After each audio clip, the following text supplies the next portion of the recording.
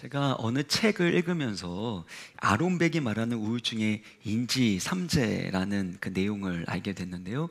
이 아론백은 인지치료의 창시자로 알려져 있습니다. 그가 우울증을 연구하다 보니까 우울증을 앓고 있는 사람들이 갖고 있는 세 가지 핵심적인 생각이 있다는 것을 발견하게 됐습니다. 이것을 우울증의 인지 삼재라고 말하는데, 자신에 대해서 부정적인 생각을 하게 되고 자신을 둘러싼 환경과 사람에 대해서 부정적인 생각을 하게 됩니다. 또 미래에 대해서 부정적인 생각을 하게 되는 그 특성을 가지고 있는 분들이 바로 우울증에 시달리는 분이다, 이렇게 말하는 것인데요. 좀 세부적으로 살펴보면 먼저 자기 자신에 대한 부정적인 관점을 가지고 있는 것입니다. 나는 가치 없고 쓸모없는 사람이다.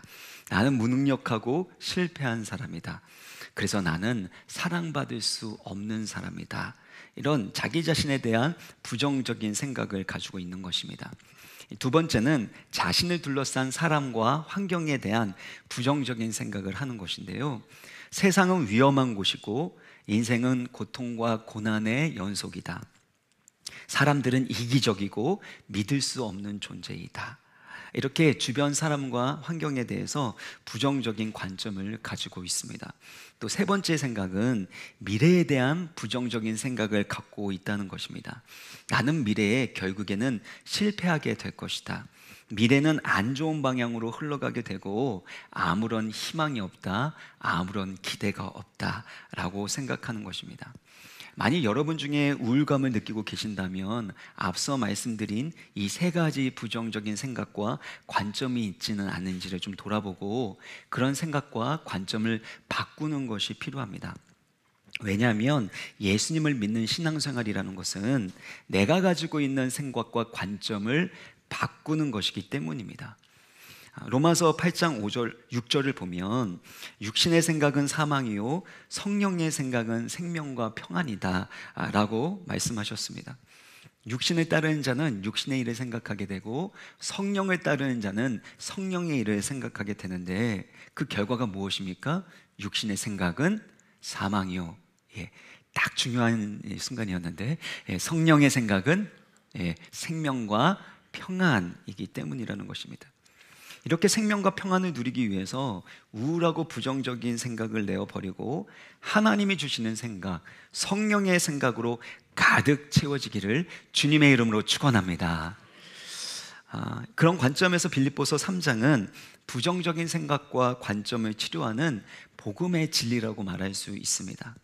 먼저 사도 바울은 자기 자신에 대해서 어떤 관점을 가지고 있는지를 말하고 있는데요. 빌립보서 3장 3절을 보면 우리가 곧 할례파다라고 표현하고 있습니다. 여기에서 할례파라는 건 마음의 할례를 받은 사람, 그리스도의 할례를 받은 그리스도의 새 언약의 백성됨을 표현하고 있는 것입니다. 또한 3장 9절을 보면 그 안에서 의롭게 발견되었다라고 표현하고 있는 것입니다. 자기의 의로운 행위, 종교적인 율법적인 행위를 통해서 의롭게 된 것이 아니라 예수 그리스도를 믿음으로 의롭게 되었다라는 것이죠. 여기에서 의롭다라는 것은 하나님과 올바른 관계를 맺었다는 것이고, 그래서 하나님의 보배롭고 존귀한 아들과 딸로 살아가게 되는 것입니다. 그리고 그리스도 예수 안에 있는 자에게는 결코 정죄함이 없다라는 것이죠. 그래서 그 정죄함이 없고 자유함이 있고 하나님의 보배롭고 존귀한 존재로 살아가고 있기 때문에 그는 자기 자신에 대해서 부정적인 생각과 관점을 갖지 않고 있다는 것이죠. 두 번째는 주변 환경에 대한 관점입니다. 사도 바울은 지금 로마 감옥에 갇혀 있는 상황 아닙니까? 쇠사슬에 매어 있고 언제 처형당할지 모르는 상황 가운데 있습니다. 복음 때문에 이 모든 일들이 일어났기 때문에 왜 내가 예수를 믿어서 이 고생을 해야 되는가라는 생각이 들 수 있습니다. 또 복음을 전하려면 감옥에 갇히면 안 되고 오히려 예전처럼 나를 풀어주셔서 자유롭게 복음을 증거하도록 하셔야 되는데 계속해서 감옥에 갇힌 자로서 사슬에 매인 자로 살아간다, 그렇게 불평하고 원망할 수 있지 않습니까? 그런데 그런 불평과 원망과 낙심이 전혀 보이지 않습니다. 빌립보서 3장 1절을 보면 끝으로 나의 형제들아 주 안에서 기뻐하라. 또 4장 4절에 보면 주 안에서 항상 기뻐하라. 빌립보서에서 가장 많이 반복되는 표현이 무엇입니까? 기뻐하라는 거죠. 또 주 안에서, 그리스도 안에서 이 표현을 반복하고 있습니다. 그러니까 사도 바울은 감옥에 갇힌 자로, 쇠사슬의 매인 자로 살아가는 것이 아니라 바로 예수 그리스도 안에 거하는 자로, 그리스도의 은혜와 사랑의 매인 자로 살아가고 있다라는 것입니다. 예수 그리스도의 은혜와 능력에 사로잡힌 자로 살고 있기 때문에 기뻐하고 즐거워하고 있다라는 놀라운 고백을 하고 있는 것 아닙니까? 마찬가지로 사도 바울의 고백만이 아니라 우리의 고백이 되게 하시는 것이 바로 복음의 능력인 줄 믿으시길 바랍니다. 그 복음의 능력으로 어떤 상황에서도, 어떤 환경에서도 감사하고 기뻐할 수 있는 것, 이것이 우리 그리스도인들이 가지고 있는 주변 환경을 향한 관점이라는 것입니다. 또한 사도 바울은 주변 환경과 심지어 고난에 대해서도 하나님의 관점, 부활의 관점으로 바라보는 것을 우리는 알게 됩니다. 10절에서 11절을 보면 내가 그리스도와 그 부활의 권능과 그 고난의 참여함을 알고자 하여 그의 죽으심을 본받아 라고 합니다. 사도 바울이 겪게 되는 이 모든 고난, 감옥에 갇히게 되고 쇠사슬에 매이게 되고 심지어 죽게 되는 모든 일들도 예수 그리스도의 고난에 참여하는 것이고 그의 그리스도의 죽으심을 본받는 것이라고 말합니다. 그것에 대한 궁극적인 목적은 뭐냐 하면, 어디로 가는 길이냐 하면 그리스도의 부활에 이르는, 죽은 자 가운데서 부활에 이르는 것이다 라고 확신하고 있는 것입니다. 십자가 다음에는 부활이 있고 고난 다음에는 부활의 영광이 있기 때문에 어떤 상황에서도, 심지어 고난 당함으로 인하여 더 큰 영광이 바로 사도 바울 가운데 있고 사도 바울을 기다리고 있다라는 믿음 가운데 어떤 환경에서도 낙심하지 않고 더욱 소망 가운데 기뻐하고 있다라는 것입니다. 세 번째는 미래에 대한 관점이 포함되어 있습니다. 11절을 다시 한번 보시면 어떻게 했든지 죽은 자 가운데서 부활에 이르기를 원한다 라고 말하고 있는데, 이것이 어떻게 했든지 이번 사업에서 적자가 나지 않고 너무나도 힘들고 어려운 상황인데 어떻게든 살아남았으면 좋겠다, 이런 식의 표현이 아니라는 것입니다. 사도 바울은 미래에 대한 불확실성이나 불안 때문에 뭔가 해결책을 찾기 위해서 몸부림치고 있는 것이 아닙니다. 빌립보서 1장 6절에 보면 너희 안에서 착한 일을 시작하신 이가 그리스도 예수의 날까지 이루실 줄을 우리는 확신하노라. 사도 바울 안에, 또 그의 교회 안에 행하신 착한 일, 구원이 그리스도 예수의 날까지 능히 완성될 것을 확신하고 있습니다. 또한 성도들의 간구와 예수 그리스도의 성령의 도우심으로 말미암아 구원에 이를 것도 알고 있습니다.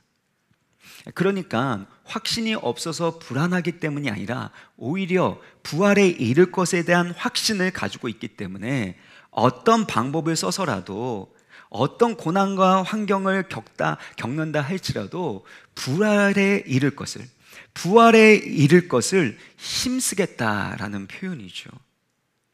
이처럼 신앙생활은 사도 바울처럼 자신에 대해, 주변 환경에 대해, 미래에 대해 그리스도의 관점으로 바라보고 성령의 생각을 하는 것입니다. 그렇게 될 때 우리 가운데 하나님이 주시는 기쁨과 생명과 평강이 넘쳐날 것이라는 것이고, 그 기쁨과 생명과 평강이 우리 교회 모든 성도님들의 삶 가운데도, 영혼 가운데도 가득하시기를 주 예수 그리스도의 이름으로 축원합니다. 또 여기에서 우리는 사도 바울의 또 다른 관점의 변화를 살펴볼 수 있는데요, 12절의 말씀을 우리 같이 읽겠습니다. 12절 시작. 내가 이미 얻었다 함도 아니요 온전히 이루었다 함도 오직 내가 그리스도 예수께 달려가노라. 사도 바울은 미래에 완성될 구원, 이 부활에 참여할 것에 대해서 확신하고 있지만, 그렇다고 그것을 이미 얻었다고 안주하거나 온전히 이루었다라고 생각하지 않는다라는 것입니다. 이것이 되게 중요한 관점의 변화입니다. 빌립보서 3장 6절을 보면 이전의 사도 바울의 이 태도와 모습을 알 수 있는데, 열심으로는 교회를 박해했고 율법의 의로는 흠이 없는 자라고 말할 정도로 자신은 모든 것을 갖추고 있는 사람이고 완성형의 사람이라고 스스로 평가했습니다. 당시 최고의 랍비였던 가말리엘 문화에서 율법 교육을 받았던 엘리트 중에 엘리트였고, 자기 의로움과 확신이 가득했었던 사람이었는데요.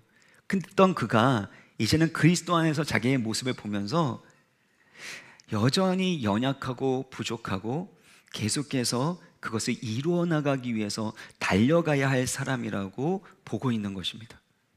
예수 그리스도의 의로움과 완전함 앞에서 자신의 연약함과 부족함을 보게 된 거죠. 예수 그리스도를 닮아가기 위하여 끊임없이 애쓰고 노력하고 달려가야 될 사람이라는 것을 그는 고백하고 있는 것입니다. 어떻게 이런 놀라운 변화가 일어났는가 보면요, 12절에 보면 내가 그리스도 예수께 잡힌 바 되었기 때문이라고 고백하고 있습니다. 여기에서 내가 그리스도 예수께 잡힌 바 되었다라는 것은 그가 다메섹 도상에서 예수 그리스도를 만난 그 사건 때문입니다.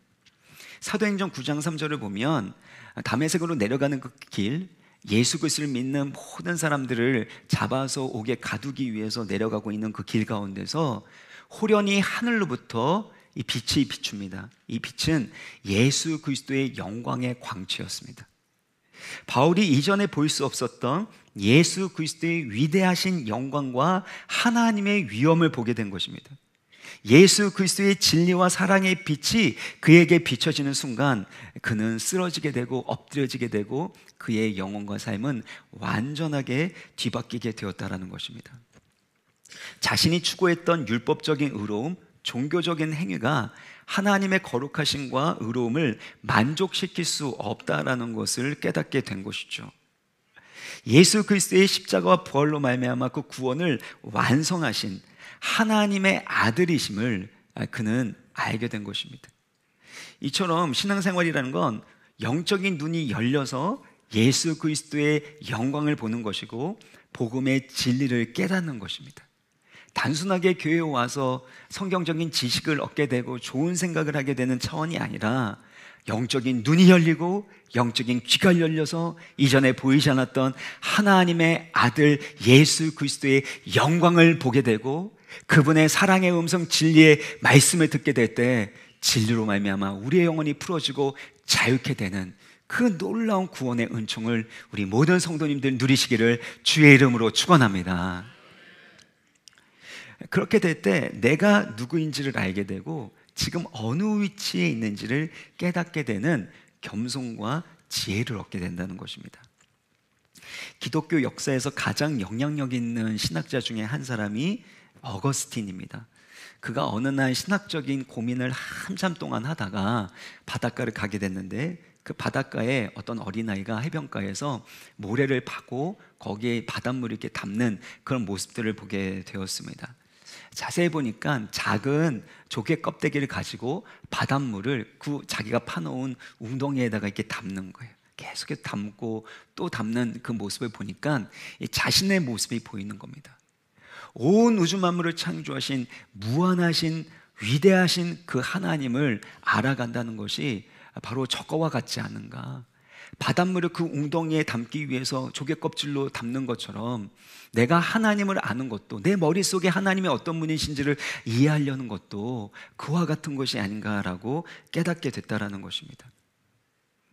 예수 그리스도의 영광과 아름다움, 그의 의로움과 완전함을 알게 될 때 우리 가운데 있는 모든 고정관념은 깨어지게 되고 나의 의로움도 깨어지고 예수 그리스도의 의로움과 예수 그리스도의 은혜만을 붙들게 된다라는 것이죠. 이것이 바로 지혜이고 겸손이 아닙니까? 그런가 하면 여기에서 우리가 주목해야 될 부분이 있는데요, 그리스도 예수께 잡힌 바 되었다라는 이 구절이 수동태로 되어 있다는 겁니다. 여기 특별히 신적 수동태, 디바인 패시브라고 이 신학자들은 표현하게 되는데, 이 신적 수동태라는 건 하나님께서 주권적으로 그의 구원 목적과 계획을 이루실 때 그것이 우리 인간 가운데 이루어지는 일들을 수동적으로 표현하고 있는 것입니다. 그래서 사도 바울이 그리스도 예수께 잡힌 바 되었다라는 수동태로 표현되어 있는 거죠. 사도 바울의 열심과 노력, 그의 힘과 방법이 아니라 오직 하나님의 은혜와 일하심으로 말미암아 이루어진 구원 사역임을 강조하고 있는 것입니다. 이것이 바로 앞서 말씀드렸었던 다메섹상에서 예수 그리스도의 영광의 빛이 비춰지게 되고 그리스도의 사랑의 은혜를 사도 바울을 사로잡게 되는 이 사건을 말하고 있는 것입니다. 갈라디아서 1장 15절을 보면 그러나 내 어머니의 태로부터 나를 택정하시고 그의 은혜로 나를 부르신 이가 라고 되죠. 어머니의 뱃속에 있을 그때에 이미 사도 바울을 하나님께서 택정하셨다는 겁니다. 그리고 은혜로 부르셨다는 거예요. 에베소서에 보면 창세 전에 하나님께서 나를 선택하셨다, 나를 불러주셨다라고 고백하지 않습니까? 그러니까 하나님의 무조건적인 사랑과 주권적인 은혜로 말미암아 그가 택정함을 입었고 부르심을 받았다라는 것, 이것이 바로 그리스도 예수께 붙잡힌 바 되었다라는 표현입니다. 일단 고린도후서 5장 14절의 말씀을 보면 그리스도의 사랑이 우리를 강권하시는도다라고 표현합니다. 그리스도의 사랑이 우리를 강권하신다는 거예요. 이 강권이라는 건 사로잡아 이끌어 가신다는 거죠. 구원의 은혜로 사로잡으셔서 그렇게 교회를 핍박했었던 죄인 중의 괴수를 위대한 하나님의 자녀로 만드셨을 뿐만 아니라 지금도 그리스도의 사랑으로 사로잡으시고 이끌어 가시기 때문에 어떤 고난과 어떤 위기도 두려워하지 않고 이겨나갈 수 있다라는 것이죠. 이렇게 하나님의 주권적인 은혜와 사랑으로 붙잡힌 바 된 것에 대해서 표현하고 있는데, 동시에 사도 바울은 그리스도 예수께 잡힌 바 된 그것을 능동적으로 붙잡으며 살아간다라고, 달려간다라고 표현하고 있다라는 것입니다. 아무것도 하지 않고 그냥 하나님이 붙잡아 주시니까 나는 그냥 끌려갈 뿐입니다, 이렇게 표현하는 것이 아니라 주님이 주권적인 하나님의 은혜와 사랑으로 나를 붙잡아 주시니 그 붙잡아 주심을 나는 능동적으로 그렇게 붙든다라고 표현하고 있는 것입니다. 지금 바울은 로마 감옥에 갇혀 있는 상황입니다. 쇠사슬에 매어 있는 상황입니다. 달리고 싶어도 달릴 수 없는 환경과 처지 가운데 있는 거 아닙니까? 복음을 마음껏 증거하고 싶은데, 그래서 정말 주님을 위해서 마음껏 뛰어다니면서 사역하고 싶은데 그럴 수 없는 감옥 안에 있음에도 불구하고 사도 바울은 내가 달리고 있습니다 라고 선언하고 있는 것입니다. 왜냐하면 본인이 그리스도 예수께 잡힌 바 되었고 감옥에 갇힌 상황이라고 할지라도 지금까지 하나님께서 일하셨을 뿐만 아니라 오히려 이 갇힌 일을 통해서 하나님의 더 큰 구원 계획이 이루어지고 있기 때문을 그는 믿었고 경험했기 때문이라는 것입니다. 빌립보서 1장 12절 13절 보면 형제들아 내가 당한 일이, 감옥에 갇힌 일이죠, 쇠사슬에 매인 일이죠, 복음 전파의 진전이 된 줄을 너희가 알기를 원하노라. 이러므로 나의 매임이 그리스도 안에서 모든 시위대항과 그 밖의 모든 사람에게 나타났으니, 사도 바울이 감옥에 갇힌 일, 고난받는 그 일이 오히려 복음 전파의 진전을 이루었다는 겁니다. 본인은 사슬에 매였지만 그리스도의 복음 전파는 매이지 않고 계속해서 진전하고 진보하고 있었다라는 것입니다. 자신은 매어 있지만 하나님은 오히려 그 매어 있는 사건을 통해서 로마 시위대에게 또 그 밖에 많은 사람에게 복음이 증거될 수 있도록 일하셨다라는 것입니다. 때로는 우리가 갇힌 것 같고 때로는 우리가 멈춰 있는 것 같이 보이지만 하나님은 멈추시지 않으시고 달리시고 우리 가운데 일하고 계심을 믿으시길 바랍니다. 하나님이 일하시기 때문에 우리도 일하는 거예요. 내가 열심히 일하면 하나님이 그걸 보시고 좀 감동이 돼서 그래, 내가 좀 너 도와줄게, 이게 아니라 하나님이 우리 가운데 지금까지 은혜 주시고 일하셨고 지금도 일하고 계시고 앞으로도 그 약속을 반드시 이루실 것이기에 우리도 일한다라는 겁니다. 요한복음 5장 17절을 보면 예수께서 제자들에게 말씀하시죠. 내 아버지께서 이제까지 일하시니 나도 일한다. 사랑하는 성도 여러분, 주 예수 그리스도께서 우리를 사로잡아 주시고 그리고 우리 가운데 일하시기 때문에 우리도 그 하나님의 붙들어 주심을 능동적으로 붙들고 의지하시기를 바랍니다. 근데 어떤 분들은요, 그냥 모든 것들을 하나님 앞에 맡겨드린 것을 믿음으로 좀 오해하시는 분들이 있다라는 겁니다. 내가 아무것도 하지 않고 하나님이 알아서 해주실 거야 라는 것은 사실 우리가 주님을 붙드는 참된 믿음이 아닙니다. 예를 들면 어떤 성도님들께서 이 자녀 문제로 인해서 배우자 문제로 놓고 뭐 여러 가지 부분에 있어서 참 잘해보려고 애를 많이 쓰십니다. 근데 결국에는 갈등과 다툼이 더 커지게 되고 나중에는 손 쓸 수 없는 상태까지 이르게 됩니다. 그러면 그때 가서는 손을 떼는 거죠. 내가 움켜쥐고 있었던 그것들을 펴고 하나님께 드립니다. 근데 그것은 반쪽짜리입니다. 손을 펴고 손을 떼고 이렇게 한다는 것은 내 힘과 내 방법으로 안 됩니다 라는 뜻 아닙니까? 내 힘과 내 능력으로 안 되고 하나님이 하셔야 됩니다 라고 맡겨드린다면 그 다음에는 내 힘과 내 방법으로 하지 않고 능동적으로 하나님이 일하실 수 있는 자리를 마련하는 겁니다. 내 뜻과 내 욕심대로 하는 것이 아니라 하나님의 뜻이 이루어질 수 있도록 하나님의 말씀을 붙들고 그 말씀대로 순종하는 이들이 필요하다는 것입니다. 그래서 여러분이 뭔가를 움켜졌다가 놔야 되는 것 상황이 된다면 놓는 걸로, 내려놓는 걸로 끝나는 것이 아니라 그리스도께서 우리 가운데 일하고 계시고 우리를 붙들고 계시는 그 붙드시는 은혜를 붙드시기를 주님의 이름으로 축원합니다. 기독교 핵심 신앙이 이겁니다. 자기 부인은 반드시 그리스도의 영광과 생명으로 채워지는 겁니다. 빌립보서 2장 7절에 보면 예수님께서 자기를 비우셨습니다. 케노시스죠. 자기를 비우셨다. 그래서 하나님의 아들로서 하나님과 동등됨을 취할 것으로 여기지 않으시고 비우셨는데 그 목적이 무엇이라고 말씀드렸습니까?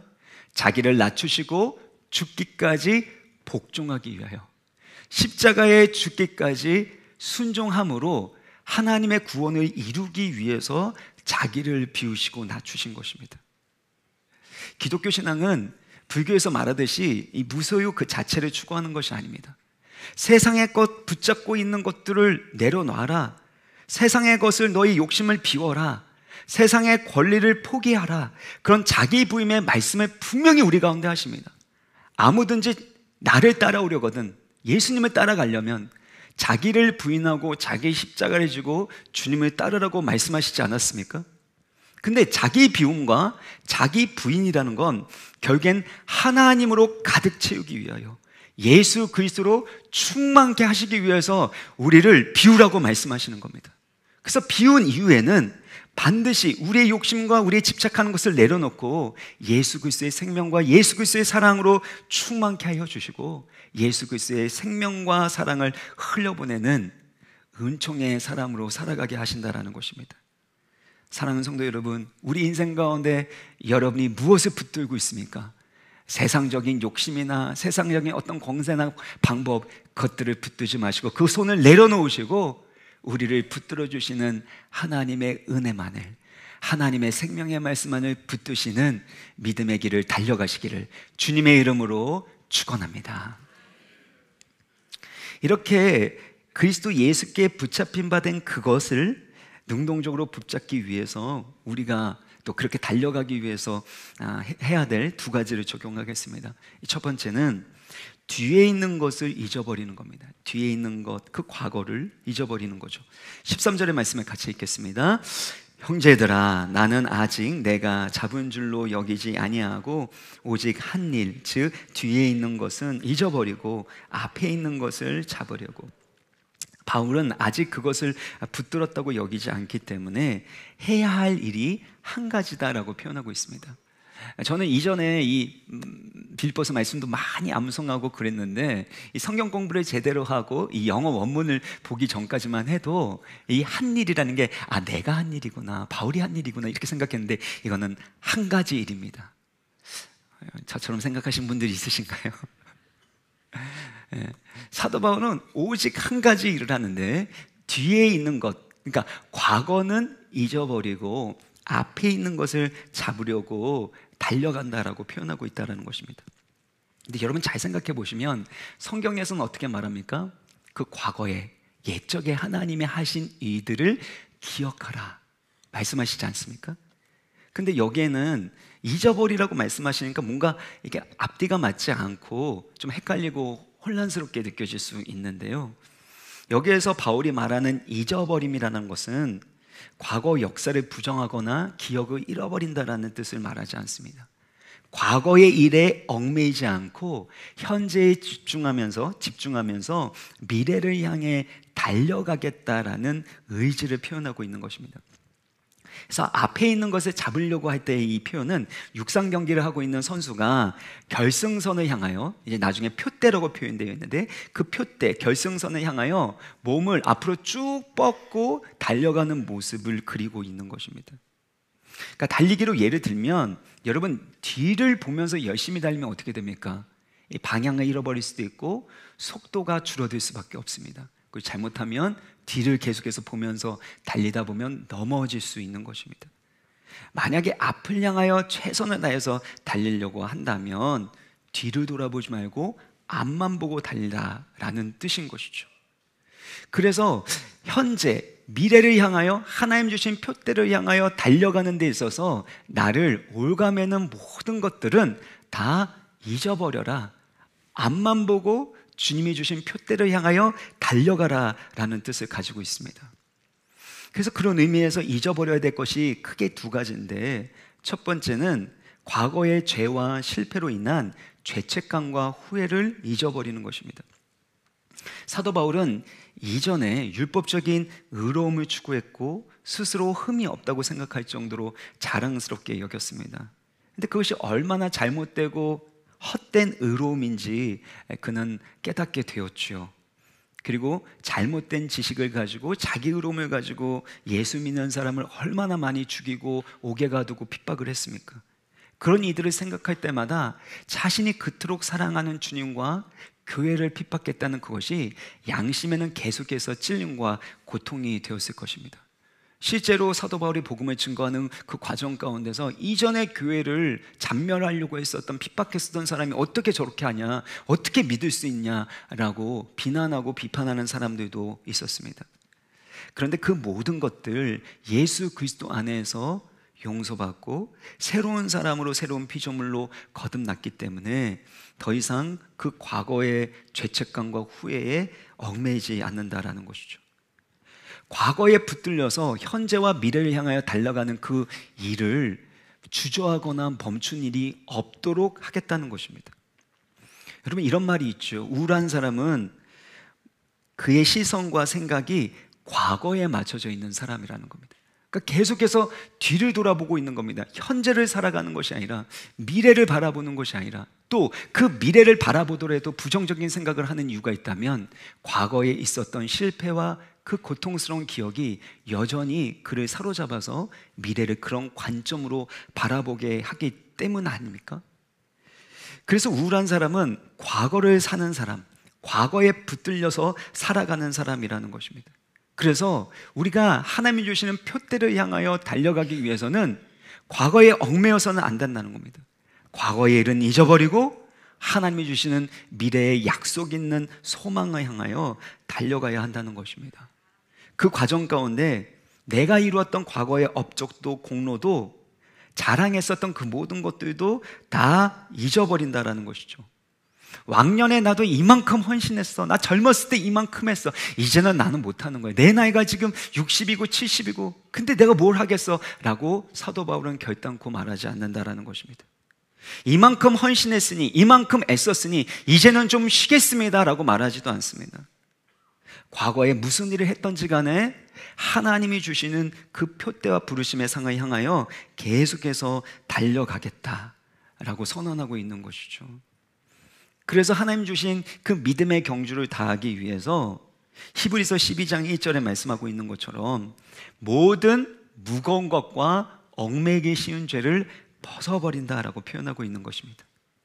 과거에 붙들리거나 얽매이지 않고 그리스도께서 붙들어 주시는 그 은혜를 붙들고 하나님이 약속하신 미래를 향해 달려간다라는 것입니다.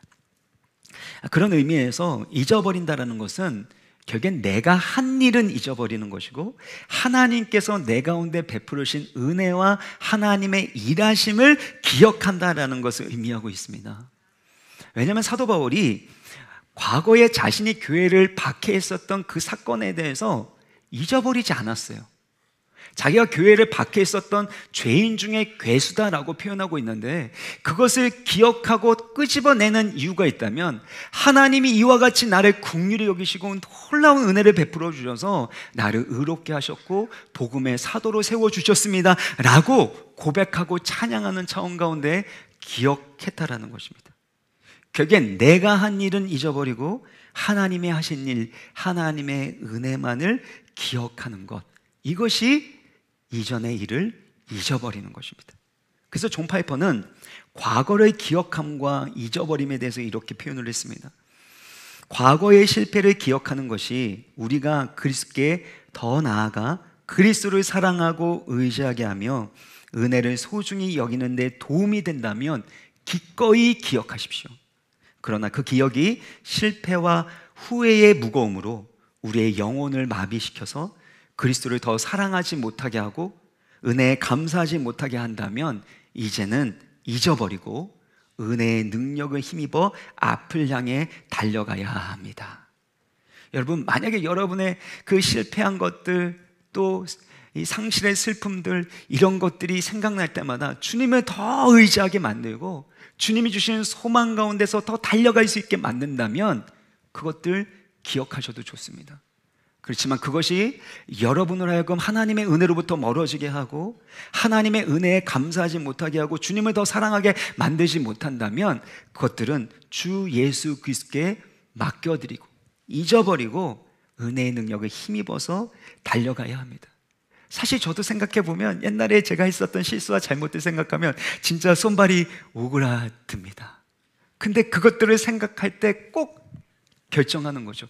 이 기억이 나로 하여금 하나님을 더 의지하게 되는 믿음의 길로 가게 하는가, 나의 자격 없음과 나의 부족함들, 때로는 과거의 상처와 아픔들이 찌를 때마다 그것 때문에 하나님의 은혜가 내 가운데 온전하여 주었습니다, 하나님이 더 선한 길로 인도하여 주셨습니다, 하나님을 찬양하게 된다면, 그러면 기억하지만 그렇지 않은 것이라면 우리 주 예수 그리스도의 십자가에 온전히 못 박는 것입니다. 사랑하는 성도 여러분, 여러분에 있는 그 모든 과거가 예수 그리스도와 함께 십자가에 못 박히시기를 주님의 이름으로 축원합니다. 주님을 더욱 사랑하게 되는 그런 기억만이 남는, 그래서 주님을 향하여 달려가시는 우리 모든 성도님 되시기를 주님의 이름으로 축원합니다. 그래서 우리가 이렇게 달려가는 이 과정 가운데서 이 표대가 있다라는 것입니다. 표대를 향하여, 부르심을 향해 달려가는 것, 이게 두 번째 이 말씀인데요, 14절에 그 말씀을 같이 읽겠습니다. 시작. 표대를 향하여 그리스도 예수 안에서 하나님이 위에서 부르신 부르심의 상을 위하여 달려가노라. 여기에서의 표대가 결승선, 목표점을 말하고 있습니다. 바울에게서의 표대가 무엇인가 하면 하나님이 위에서 부르신 부르심의 상입니다. 부름의 상, 이것을 받기 위하여 달려가고 있다는 것이죠. 부르심의 상이 무엇인지 많은 사람들이 이런저런 해석을 했는데요, 디모데후서 4장 7절을 보면 내가 선한 싸움을 싸우고 나의 달려갈 길을 마치고 믿음을 지켰으니, 그러니까 결국엔 믿음의 선한 싸움을 했던 것이고 믿음의 달려갈 길을 걸어갔다는 건 예수님께서 주신 그 구원의 완성에 이를 때까지 계속해서 믿음으로 달려갔다라는 것을 의미합니다. 이 부르심은 우리를 향한 하나님의 구원의 부르심을 포함하고 있는 거죠. 하나님이 약속하신 구원의 완성, 부활에 이를 때까지 달려가는 것이고, 그 과정 가운데 예수 그리스도를 닮아가고 영적으로 성장하고 성숙하는 것을 포함하고 있습니다. 또한 우리에게 주신 사명을 이루어가는 것, 이것이 우리가 달려가야 할 길이라는 것입니다.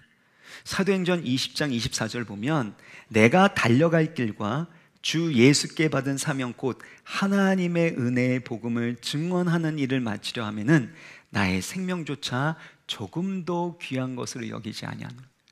그러니까 나의 달려갈 이 믿음의 길과 주 예수께 받은 이 사명, 복음을 증거하는 이 일을 마치려 하면은 나의 생명조차 귀한 것으로 여기지 않는다. 그리고 그렇게 그 길을 걸어갔을 때 하나님께서 반드시 칭찬과 함께 의의 면류관을 주시겠다라고 말씀하시는 겁니다. 그래서 우리가 달려가는 그 과정 가운데 결국 우리가 만나고 우리가 결승선에서 뵐 분이 바로 예수 그리스도고, 그 예수 그리스도의 인정과 칭찬을 바라보면서 살아가야 한다는 것입니다. 오스 기니스 이 소명이라는 책을 진 그분이 하나님의 부르심에 따라 살아가는 사람들에 대해서 다음과 같이 말했습니다.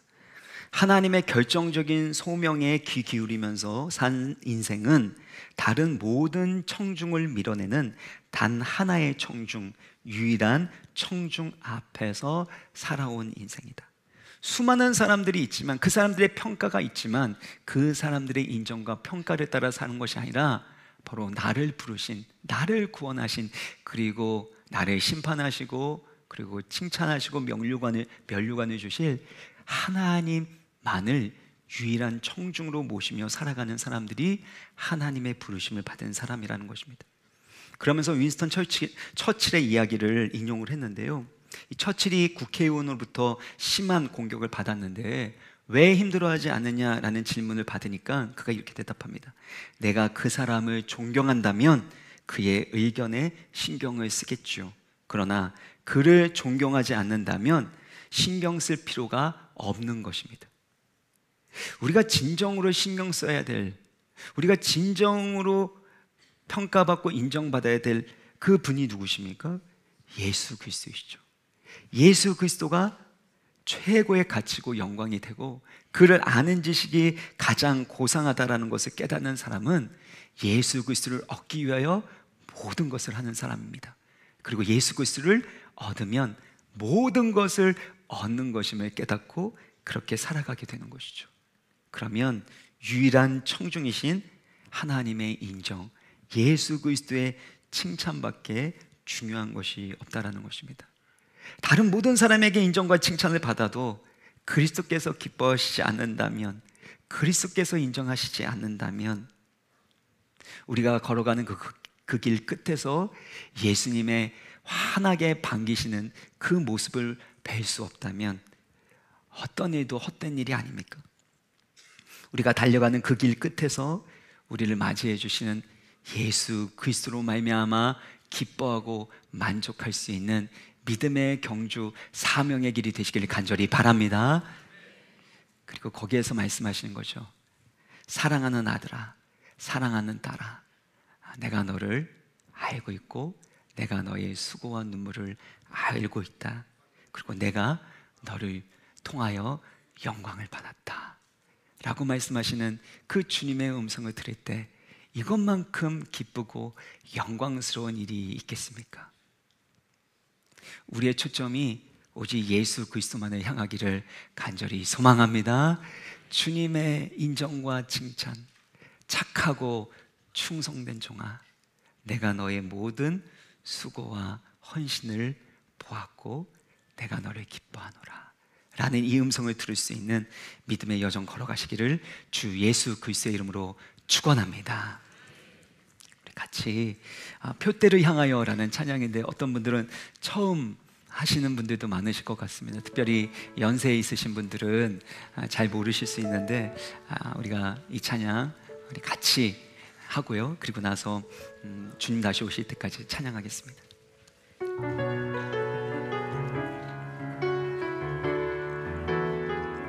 표대를 향하여, 표대를 향하여 그리스도 예수 안에서 부름의 상을 위하여 달려가노라.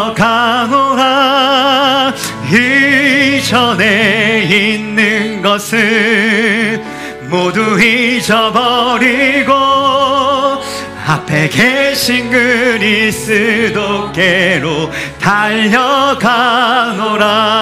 표대를 향하여, 표대를 향하여 그리스도 예수 안에서 부름의 상을 위하여 달려가노라. 이전에 있는 것을 모두 잊어버리고 앞에 계신 그리스도께로 달려가. 우리 다시 한번 찬양합니다. 표대를 향하여, 표대를 향하여 그리스도 예수 안에서 부름의 상을 위하여 달려가노라. 이전에 있는 것은 모두 잊어버리고 앞에 계신 그리스도께로 달려가. 다시 한번 찬양합니다. 표대를 향하여, 표대를 향하여 그리스도 예수 안에서 부름의 상을 위하여 달려가노라. 이전에 있는 것은 모두 잊어버리고 앞에 계신 그리스도께로 달려가노라. 우리 주님 다시 오실 때까지 찬양합니다. 주님 다시 오실 때까지 나는 이 길을 가리라. 좁은 문 좁은 길, 좁은 문 좁은 길, 나의 십자가 지고 나의 십자가 지고 나의 가는 이 길 끝에서, 나의 가는 이 길 끝에서 나는 주님을 보리라. 주님을 보리라. 우리가 만날 주님이 어떤 분이십니까? 영광의 내 주님, 나를 맞아주시니. 주님 다시 오실 때까지, 주님 다시 오실 때까지 나는 일어나 달려가리라. 나는 일어나 달려가리라.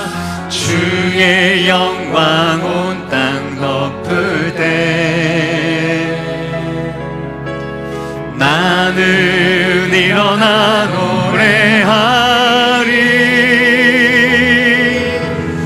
내 사모하는 주님 온 세상 구주시라.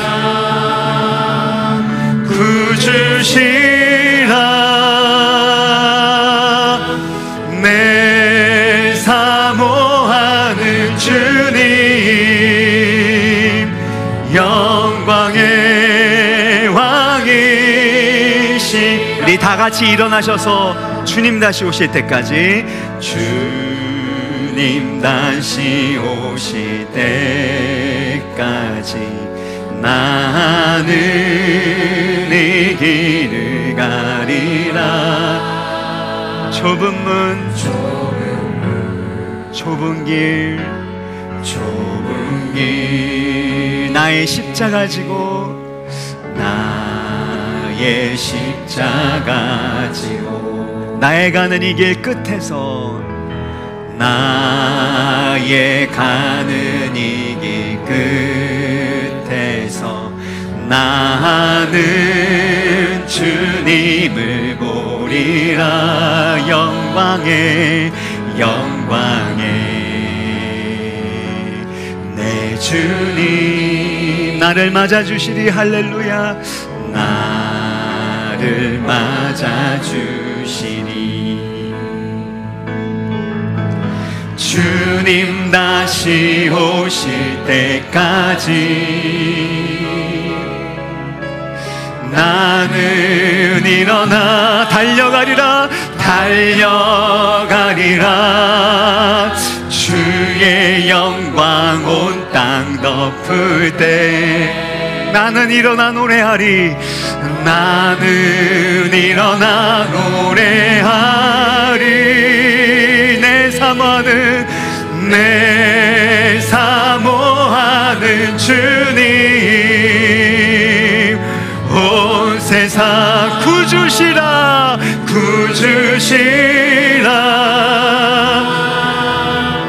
내 사모하는 주님, 영광의 왕이시라. 내 왕이시 내 사모하는 주님, 내 사모하는 주님, 온 세상 구주 되신 주님만을 사모하고 바라봅니다. 할렐루야. 내 사모하는 주님, 영광의 왕이시 표대를 향하여 그리스도 예수 안에서 부름의 상을 위하여 달려가노라. 이전에 있는 것은 모두 잊어버리고 앞에 계신 그리스도께로 달려가. 표대를 향하여 그리스도 예수 안에서 부름의 상을 위하여 달려가노라. 이전에 있는 것은 모두 잊어버리고 앞에 계신 그리스도께로 달려가노라. 우리 같이 기도할 때는 특별히 여러분의 삶 가운데 여러 가지 부정적인 생각과 관점이 있다면 이 시간에 예수 그리스도의 복음의 능력으로 새롭게 되기를 간절히 바랍니다. 자신에 대한 부정적인 생각들, 주변 환경과 사람에 대한 부정적인 관점들, 그리고 미래에 대한 나의 부정적인 생각과 관점들이 예수 그리스도의 복음으로 말미암아 완전히 뒤바뀌게 하여 주옵소서. 하나님의 보배롭고 존귀한 자로서 우리 가운데 주신 그 표대를 향하여, 부르심을 향하여 예수 그리스도를 바라보면서 끝까지 달려가게 되어질 때 우리를 얽매이는 모든 과거의 것들을 주여 잊어버리게 하여 주옵소서. 주님이 하신 일만이, 하나님의 은혜만이 남을 수 있도록 내가 한 모든 일들은 잊어버리고 그리스도의 일, 그리스도께서 나와 함께 하신 그 모든 일들만이 남음으로 말미암아 계속해서 믿음과 소망으로 달려가게 하여 주옵소서. 특별히 그 부르심의 소망, 그 끝에 계시는 예수 그리스도의 그 얼굴을 볼 수 있는, 나를 반가이 맞아주시는 예수 그리스도의 그 영광을 볼 수 있도록 착하고 충성된 종아, 내가 너의 그 모든 수고와 눈물을 아노라. 사랑하는 내 아들과 내 딸아, 내가 너를 기뻐한다 라는 그 주님의 얼굴 보게 하여 주옵소서. 이 시간 주여 한번 간절히 부르고 기도합니다. 주여, 할렐루야. 주여 감사합니다. 주님 우리 가운데 주신 그 뜻대를 향하여 예수 그리스도를 바라보면서 믿음의 경주를 달려갈 수 있도록 주여 도우시고 역사하여 주시옵소서. 우리 인생을 향하신 하나님의 그 뜻과 그 마음을 품게 하여 주옵소서. 오 주 예수님, 주님 우리 가운데 그 과거, 아버지 안에 우리를 얽매이는 그 모든 과거를 벗어버리고 살아계신 주님을 향해 달려갈 수 있도록 도와주시고 도와주시옵소서. 주님 향을 달아가기 원합니다. 그리스도 예수 안에서 그 믿음으로 달려갈 수 있도록 도우시고 역사하여 주시기 원합니다. 주님 너의 모든 수고와 노력을 내가 보았고 내가 영광받았다라는 주님의 많이 반겨주시는 주님의 얼굴 보게 하여 주시고 주님의 음성 듣게 하여 주시옵소서. 완성될 집을 보게 하시니 너무나 감사합니다. 뒤에 있는 그 과거의 일을 모두 다 잊어버리고 이전에 우리를 마음을 사로잡고 있었던 부정적인 생각과 관점들 그리스도 안에서 변화되기를 원합니다. 겸손할 수 있도록 예수 그리스도의 영광을 볼 수 있도록 주여 우리를 불쌍히 여기시고 인도하여 주시옵소서. 주님 붙들고 주님. 채워져 나가게 하여 주시옵소서. 오, 그때를 주님. 향하여 부르심의 그 사명을 선하신 달려갈 수 있는 하시고 우리의 삶이 되게 하여 바라보고 주시옵소서. 있지 주님 끝까지 찬양. 나아갈 때에 아버지 주님 구원의 높여드립니다. 완성과 맡기신 사명을 잘 감당케 하여 주시옵소서. 자비로우신 하나님 아버지, 우리 자신에 대해서 가지고 있는 모든 부정적인 생각들, 또 주변 사람과 환경 때문에 생긴 부정적인 생각들, 또 미래를 향하여 가지고 있는 부정적인 생각들이 부활이요 생명 되시는 예수 그리스도 안에서 소망과 생명과 평안으로 바뀌어지게 하여 주옵소서. 주님 주신 소망 가지고 표대를 향하여 달려나갈 수 있도록, 그 표대와 결승 되시는 예수 그리스도를 바라볼 수 있도록 예수 그리스도의 은혜로 우리를 붙잡아 주시고 인도하여 주시기를 원합니다. 하나님이 우리를 만나 주셨고 사로잡아 주셨고 그리스도의 은혜와 사랑으로 우리를 붙드시고 인도하고 계신 줄 믿사오니, 그 은혜를 끝까지 능동적으로 붙들고 달려나가는 우리 모든 성도님들 되게 하여 주옵소서. 그리고 그 모든 결승선 끝에서 우리를 반가이 만져주시는, 우리 위하여 죽으시고 부활하신 영광의 주님을 맞이하게 하여 주시기를 원합니다. 사랑하는 아들아, 사랑하는 딸아, 참 수고 많았다. 내가 너의 수고와 눈물을 보았고 내가 너를 통하여 영광받았다라는 주님의 음성과 환한 미소를 우리가 볼 수 있도록, 들을 수 있도록 계속해서 성령으로 붙드시고 인도하여 주옵소서. 주님, 때로는 어떤 사건 때문에, 누군가의 말과 판단 때문에, 때로는 여러 가지 미래의 불확실함 때문에 주님, 우리 가운데 그 기쁨을 잃어버리지 아니하도록, 주여 그것 때문에 부정적인 생각 갖지 아니하도록 주여 날마다 예수 그리스도의 사랑과 은혜로 붙들어 주시고 그 붙드심을 끝까지 붙들고 나가는 우리의 믿음의 경주 되도록 주의 성령으로 붙드시고 인도하여 주옵소서. 주님 베풀어 주신 은혜 감사함으로 올려드리는 각양의 예물을 기쁘게 받아주시고, 이 물질이 사용되는 곳마다 예수 그리스도의 영광이 임하고 선포되게 하여 주옵시고, 주님께 더욱더 기쁨으로 헌신하고 섬길 수 있는 믿음과 환경의 복도 더하여 주옵소서. 특별히 마음 가운데 있는 모든 부정적인 생각, 우울감들, 두려움들, 미래에 대한 염려들 예수 그리스도의 복음의 능력으로 예수 그리스도의 임재 가운데 모두 다 소멸되고 떨어져 나갈지어다. 주님, 환우들을 치유하여 주시고 예수 그리스도의 생명의 능력으로 일으켜 세워주시사 평생의 주님의 구원과 영광을 찬송하고 증거하는 복음의 산증인 되도록 주여 치유하여 주시고 강건케 하여 주시고 일으켜 세워 주옵소서. 주 예수 그리스도의 이름으로 기도합나이다. 아멘.